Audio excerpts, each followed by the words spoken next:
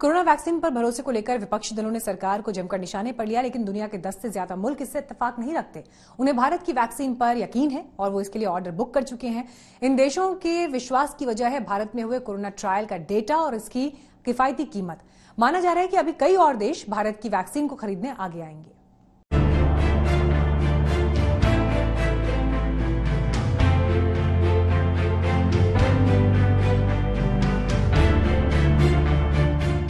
Corona के बीच made in India covid vaccine की मांग दुनिया भर में तेजी से बढ़ती जा रही है।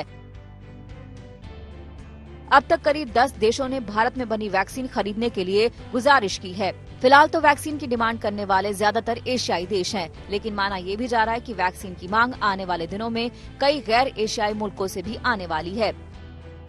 दरअसल कम लागत और असरदार डेटा के आधार पर भारत की वैक्सीन की मांग लगातार बढ़ती जा रही है। ऐसे में भारत अपनी जरूरतों को पूरा करने के साथ ही दुनिया के कई देशों को भी वैक्सीन सप्लाई करेगा।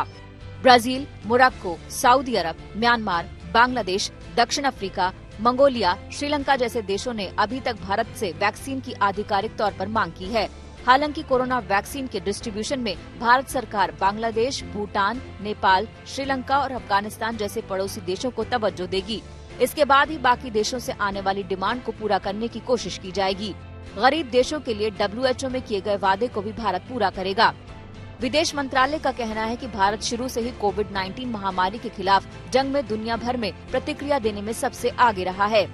पीएम मोदी ने खुद कहा है कि भारत दुनिया के लिए सबसे बड़ी उम्मीद बनकर उभरा है। भारत की वैक्सीन का पूरी दुनिया को इंतजार है। 16 जनवरी से हम दुनिया का सबसे बड़ा टीकाकरण अभियान शुरू कर रहे हैं।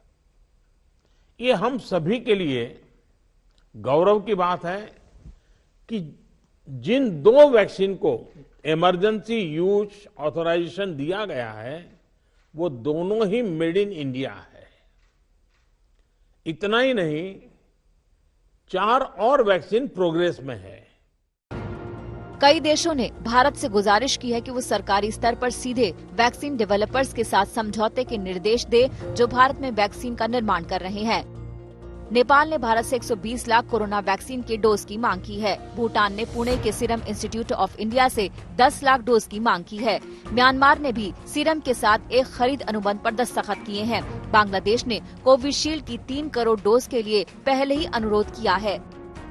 आने वाले दिनों में इस मांग के और बढ़ने का अनुमान है। भारत के पास वैक्सीन निर्माण की बड़ी क्षमता है, जिससे भारत वैक्सीन का बड़ा सप्लायर बन सकता है। वैक्सीन सप्लाई के मामले में भारत दुनिया में सबसे आगे है और इस पैंडेमिक में 2 वैक्सीन एक साथ लाकर भारत दुनिया के लिए एक बड़ी उम्मीद बन गया है। आगे आने वाले दिनों में वैक्सीन की मांग दुनिया भर में बढ़ेगी, इसलिए भारत को वैक्सीन की ग्लोबल सप्लाई के लिए तैयार रहना है, क्योंकि कोरोना से ये लड़ाई अकेले किसी एक देश की नहीं है। अगर कोरोना को हमें जड़ से खत्म करना है तो इसके लिए हमें ग्लोबल लेवल पर काम करना होगा और दूसरे देशों को वैक्सीन सप्लाई करना एक मोरल रिस्पॉन्सिबिलिटी होने के साथ साथ फार्मा सेक्टर के लिए भी एक बड़ी अपॉर्चुनिटी है।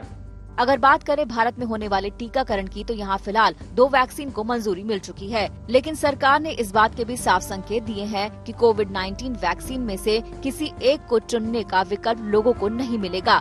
दुनिया में किसी भी देश में वैक्सीन लगाने वालों को शॉट्स को चुनने का विकल्प नहीं दिया गया है। विश्व के अनेक देशों में 1 से अधिक वैक्सीन का प्रयोग किया जा रहा है। किसी भी देश में अभी लाभान्वितों को इस प्रकार की ऑप्शन उपलब्ध नहीं है।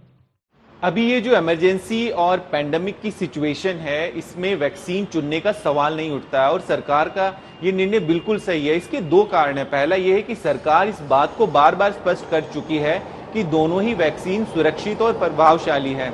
जब दोनों ही वैक्सीन कारगर है तो विकल्प की बात ही नहीं आती है। इस समय अफवाहों पर ध्यान ना देकर हमें अपनी सुरक्षा का ध्यान रखना है और अपनी स्वास्थ्य व्यवस्था पर भरोसा रखना है।